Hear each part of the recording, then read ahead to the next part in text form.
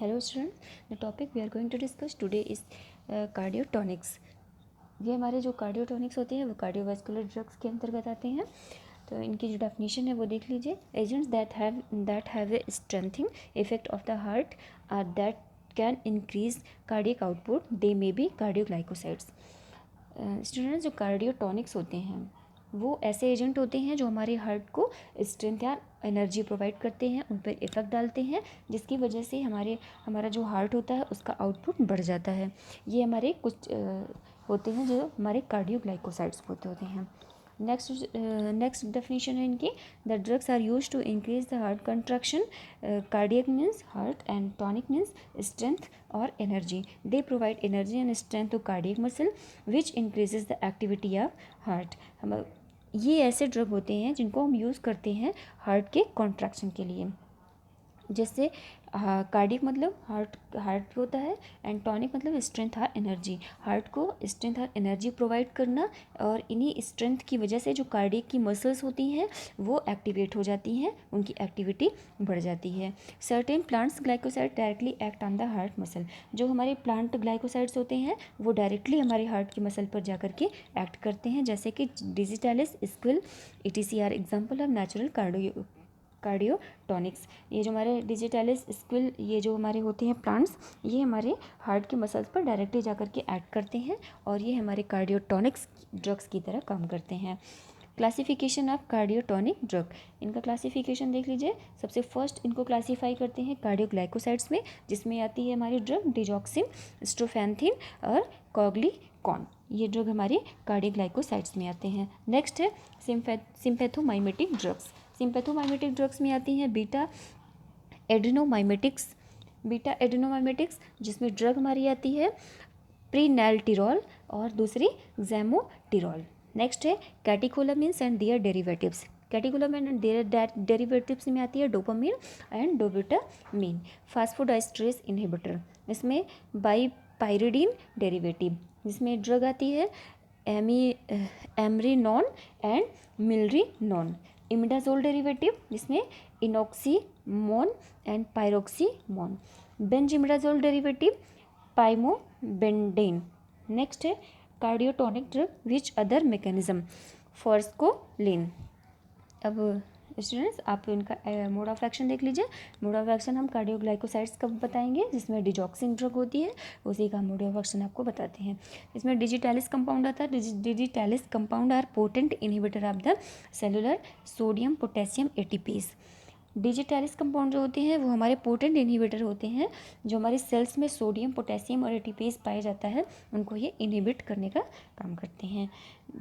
This ion transport system moves sodium ion out of the cell and brings potassium ion into the cell. इनमें ये जो होते हैं transport system की तरह काम करते हैं, जैसे कि इनमें मूवमेंट होता रहता है। सोडियम आयन हमारे क्या होंगे, सेल से बाहर आएंगे, और जो पोटेशियम होते हैं वो सेल्स में के थ्रू होकर के हमारे बॉडी के सेल्स के अंदर जाते हैं।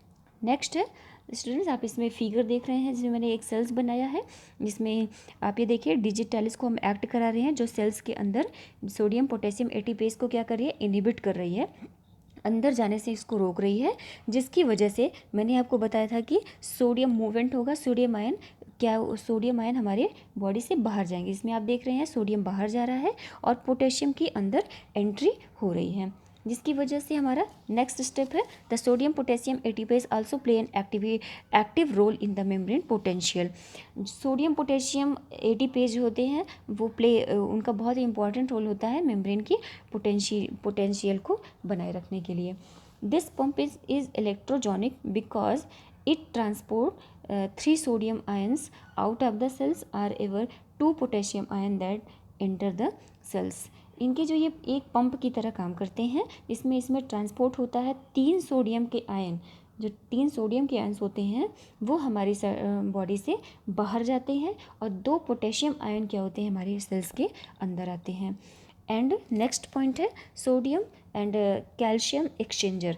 नेक्स्ट इसमें हमारा कैल्शियम की एंट्री भी होती है, जो हमारे सोडियम और कैल्शियम में एक एक्सचेंज होता है, that is essential for maintaining sodium and calcium homeostasis, जो कि हमारा मेंटेन करते हैं सोडियम और कैल्शियम के बैलेंस को, जिससे बॉडी के अंदर हमारा होम्योस्टासिस इनकी कमी को ना होने दें और बैलेंस में रखें। By inhibiting sodium potassium ATPase cardioglycoside cause intracellular sodium concentration to increase. जैसे ही हमारा सोडियम पोटेशियम एटीपेज हमारा इनहिबिट होता है, हमारा जो कार्डियोग्लाइकोसाइड होता है वो हमारा कॉज करता है इंट्रासेलुलर सोडियम कंसंट्रेशन को इंक्रीज़ कर देता है, जिनकी वजह से हमारा जब सोडियम और पोटेशियम एटीपेज हमारे इनहिबिट हो जाते हैं और जिसकी वजह से और सोडियम और कैल्शियम में एक्सचेंज होता है, एक्सचेंजर के थ्रू ये हमारे बढ़ा देते हैं सोडियम कंसंट्रेशन को। बॉडी के अंदर हमारे सेल्स के अंदर सोडियम के कंसंट्रेशन को ये क्या करते हैं, बढ़ा देते हैं, जिसकी वजह से this then leads to an accumulation of intracellular calcium via the sodium and calcium exchanger system, जिसकी वजह से ये एक्यूमुलेट हो जाते हैं इंट्रासेलुलर मतलब अंदर की तरफ कैल्शियम और सोडियम एक्सचेंजर सिस्टम से ये हमारे अंदर एक्यूमुलेट हो जाते हैं। और नेक्स्ट है calcium available to bind to troponin C. Calcium हमारा जो क्या होता है लास्ट में ये ट्रोपोनिन सी पर जाकर के बाइंड होता है विच इंक्रीज द कॉन्ट्रैक्टिलिटी, जो हमारे कॉन्ट्रैक्टिलिटी को कॉन्ट्रैक्शन को बढ़ा देता है, जिसको हम आइनोट्रोफी भी बोलते हैं। Inhibition of sodium potassium ATPase in vascular smooth muscle cause depolarisation. जैसे ही हमारा सोडियम पोटेशियम एटीपेज डी इनहिबिट होता है, जिनकी वजह से हमारे स्मूथ मसल्स में डीपोलराइजेशन होता है। डीपोलराइजेशन मैंने आपको बताया था कि सोडियम की एंट्री हमारे सेल्स में ज़्यादा होने लगती है, which cause smooth muscle contraction and vaso, जिसकी वजह से जब बहुत ज़्यादा सोडियम की एंट्री हो जाएगी तो हमारे स्मूथ मसल जो होते हैं उसमें कॉन्ट्रैक्शन का कॉज होता है और इसी की वजह से हमारे वेसल्स में भी वैसो कॉन्स्ट्रिक्शन कॉज होता है। फिजियोलॉजिकल एक्शन, इनका फिजियोलॉजिकल एक्शन क्या होता है। फार्माकोलॉजिकल एक्शन नंबर हार्ट पर ये increase force of contraction of the heart पर जाकर के ये उसका फोर्स कॉन्ट्रैक्शन का फोर्स बढ़ा देते हैं, जिससे कार्डियक आउटपुट भी बढ़ जाता है। CNS सेंट्रल नर्वस सिस्टम में digitalis higher dose causes CTG activation. Digitalis की जब हाई डोज हम दे देते हैं तो CTZ मैंने आपको बताया था कीमो ट्रिगर जोन होता है जो हमारा एक्टिवेट होता है। अगर कीमो CTZ को हम वोमिटिंग सेंटर भी बोलते हैं, ये एक्टिवेट होता है तो हमें वोमिटिंग एंड नोजिया और वोमिटिंग भी कॉज होती है। किडनी पर यह क्या इफेक्ट होता है, किडनी पर यह diuresis occur promptly in congestive heart failure. यहाँ पर यह डाययूरेसिस प्रोड्यूस करता है, जिसकी वजह से हमें CHF भी कॉज हो सकता है, कंजेस्टिव हार्ट फेल्योर की प्रॉब्लम भी हो सकती है। नेक्स्ट है blood vessels. Digitalis had mild direct vaso constrictor action. हमारा जो डिजिटैलिस होता है ये माइल्ड एक्शन देता है वैसो कॉन्स्ट्रिक्टर, हमारी वेसल जो होती हैं वो कॉन्स्ट्रिक्ट हो जाती हैं।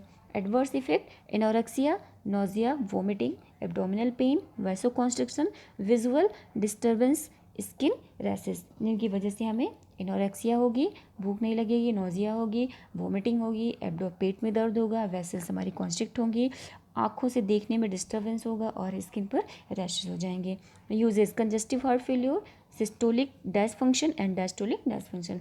जब हमारा ब्लड प्रेशर में कोई डिसबैलेंस होता है या कंजेस्टिव हार्ट फेल्योर की प्रॉब्लम होती है तब हम कार्डियोटॉनिक्स ड्रग का यूज़ करते हैं। Okay students, thank you.